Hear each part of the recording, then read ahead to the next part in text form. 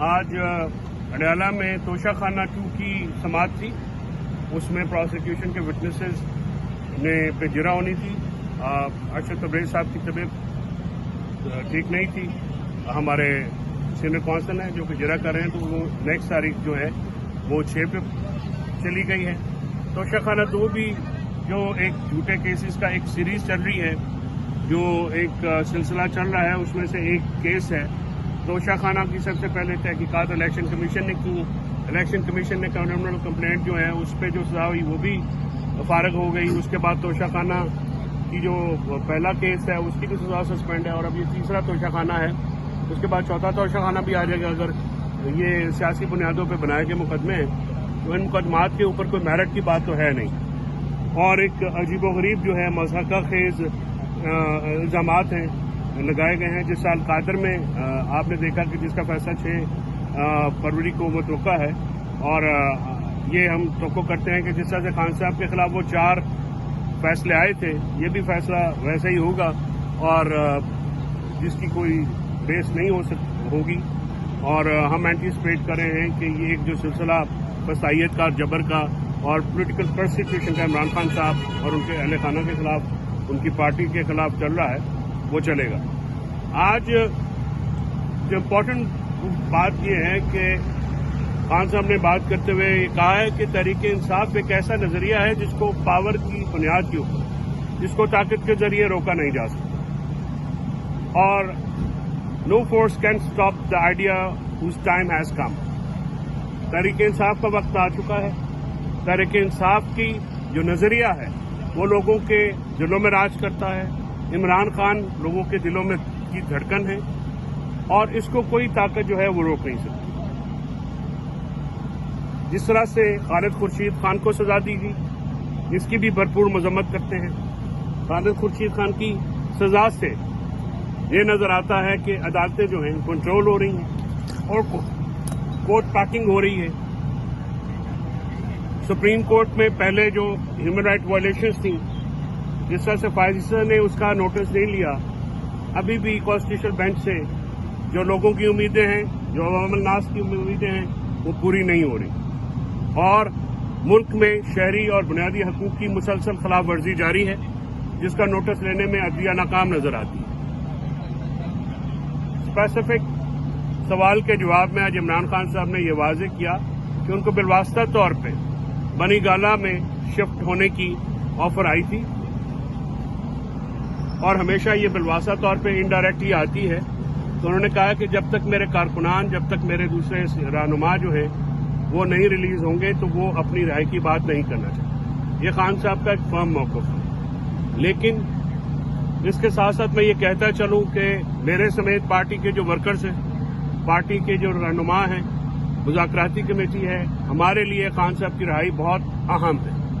ہم چاہتے ہیں کہ عمران خان کی رہائی جو سیاسی کیسز میں, جو بوگس کیسز میں, جو کنکاکٹڈ کیسز میں ہیں, وہ فوری طور پہ ہو. عمران خان صاحب کو عملی سیاست میں حصہ لینے کی اجازت ہونی چاہیے. عمران خان کا سیاسی قد کاٹ, عمران خان کی جرت, عمران خان کی ہمت, بہادری, وہ ہر خاص و عام کے اوپر پوری طرح سے آشکارا ہے. اور پاکستان کے سیاسی نظام میں عمران خان صاحب کی ریلیونس جو ہے وہ ملکی اور بین الاقوامی سطح پہ ریکگنائز ہے, اور اس میں کسی قسم کا شک نہیں. بلا شک و شبہ عمران خان ہی ایک واحد سیاسی شخصیت ہے جو پاکستان کو سیاسی عدم استحکام سے, معاشی عدم استحکام کے جو خطرات ہیں ان سے نجات دلا سکتے ہیں. عمران خان صاحب کے آنے سے ملک میں آئی ٹی انڈسٹری کا جیسے پہلے بوم تھا وہ دوبارہ ہوگا, اور پاکستان تحریک انصاف کو کریش کرتے اس ملک میں عدلیہ کا, جمہوریت کا, رول آف لا کا گلا گھونٹ دیا گیا. آزاد میڈیا کے اوپر قدغنیں لگا دی گئی. آپ میڈیا جو کہ ہمیشہ ہماری آواز پہنچاتا ہے, غیر اعلانیہ پابندی ہے عمران خان صاحب کی تصویر کے اوپر, ان کے بیان چلانے کے اوپر, اور ان کی کوئی اسٹیٹمنٹ بھی نشر کرنے. ہم اس کی بھرپور مذمت کرتے ہیں. پیمرا نے یہ عدالت میں بیان دیا کہ انہوں نے کوئی ایسا حکم نہیں دیا, لیکن ہمیں پتہ ہے کہ کچھ حکم ایسے ہوتے ہیں جو کہ تحریری نہیں ہوتے لیکن زبانی بھی بڑے پاورفل ہوتے. ہم چاہتے ہیں کہ یہ میڈیا کے اوپر دباؤ, عدالتوں کے اوپر دباؤ, تفتیشی اداروں اور ایڈجوڈیکیٹنگ अथॉरिटीज जो हैं उनके ऊपर जो दबाव कायम किया गया है वो दूर हो। आज हमारी मुज़ाकराती कमेटी की मीटिंग है, उसमें भी हम अपने जो असीरान हैं उनकी रिहाई का मुतालबा कर रहे हैं। 26 नवंबर और 9 मई के सानियात के ऊपर इंडिपेंडेंट जुडिशल कमीशन का मुतालबा हम कर रहे हैं।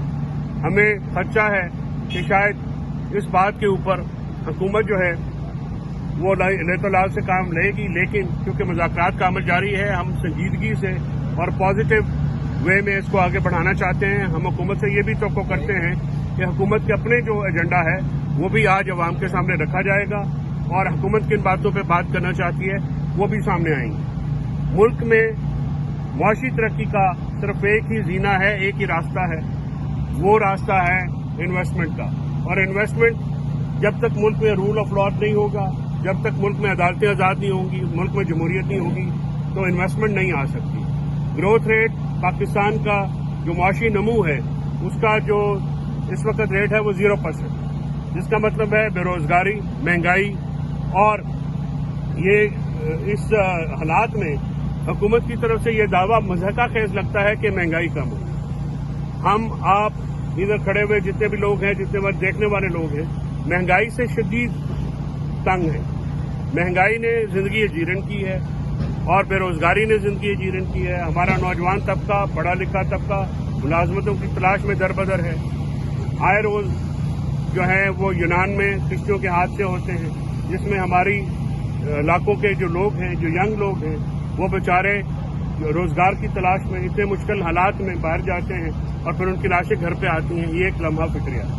हुकूमत नहीं चाहती है कि ये मामला दुरुस्त हो। हुकूमत का में से एक तबका है जो कि मुसलसल ये कोशिश कर रहा है कि वो इस मुज़ाकराती अमल को शकूक व शबाहत का शिकार करे, इस मुज़ाकराती अमल को सबोटाज करे, लेकिन हम नहायत संजीदगी से इस अमल को आगे बढ़ाना चाह रहे हैं और बढ़ा रहे हैं। हमारी मुज़ाकराती कमेटी आज हमद रजा साहब और दूसरे हमारे अकाबरीन जो हैं, उमर अयूब साहब हैं, असद कैसर साहब हैं, अली अमीन गंडापुर राजपूत इसमें शामिल हो रहे हैं, सलमान राजा हैं, और ये सारे जो अहबाब हैं ये वहाँ पे आपको मुज़ाकराती कमेटी से मुलाकात के बाद मुज़ाकरात के अमल से भी आगाह करेंगे। और हम ये डिमांड करते हैं कि मुज़ाकराती कमेटी को आज मुज़ाकराती अमल के बाद इमरान खान साहब तक एक्सेस दी जाए ताकि उनकी ब्रीफिंग हो सके और उनकी जो इस मुज़ाकराती अमल को अगर हुकूमत सिंजीदगी से आगे बढ़ाना चाहती है तो इमरान खान तक मुज़ाकराती कमेटी की जो एक्सेस है वो बिला तामुल और बिला रोक टोक वो होनी चाहिए। बहुत शुक्रिया। असल भाई, एक तरफ आप हों या दीगर आजमा हों, आप बहुत अरसे से ये रिपोर्ट कर रहे हैं। देखिए, आप इमरान खान साहब की ज़बान की सख्ती को बयान करते हैं, सख्ती में वजूहात को बयान नहीं करते। 515वां दिन है, आज 16वां दिन है उनको बिहाइंड इनकार्सरेशन, जेल के पीछे। उनकी बेगम साहबा को 10 महीने रखा गया।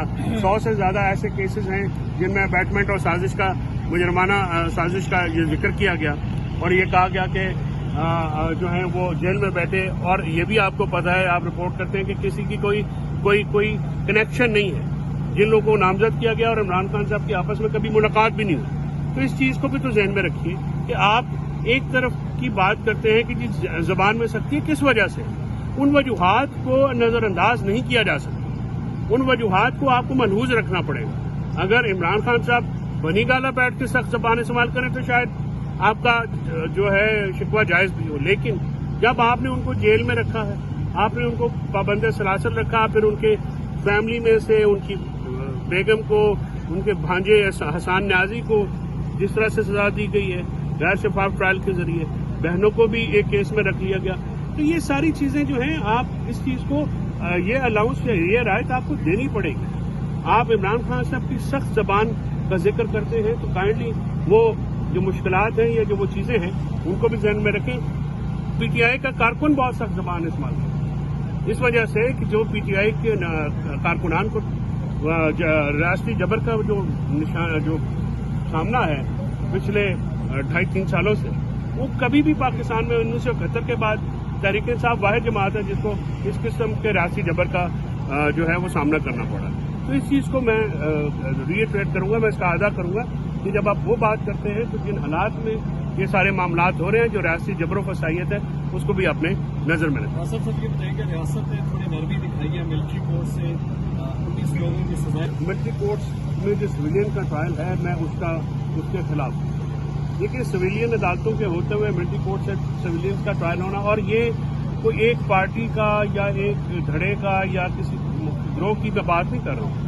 میں ایک پاکستانی سٹیزن ہونے کے ناطے, سپریم کورٹ کا وکیل ہونے کے ناطے اور انسانی حقوق کا ایک اسٹرانگ سپورٹر ہونے کے ناطے یہ مطالبہ کرتا ہوں کہ سویلین کورٹ سویلین کا ٹرائل کرے.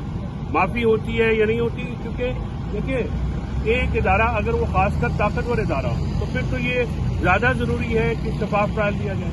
پھر تو اس کے میں انصاف نظر ہوتا ہوا آنا بہت ضروری ہے. کیا وہاں پہ میڈیا کی ایکسیس تھی, کیا وہاں پہ عام پبلک کی ایکسیس تھی, کیا وہاں پہ وکلا کو ایکسیس تھی, عام وکلا کو؟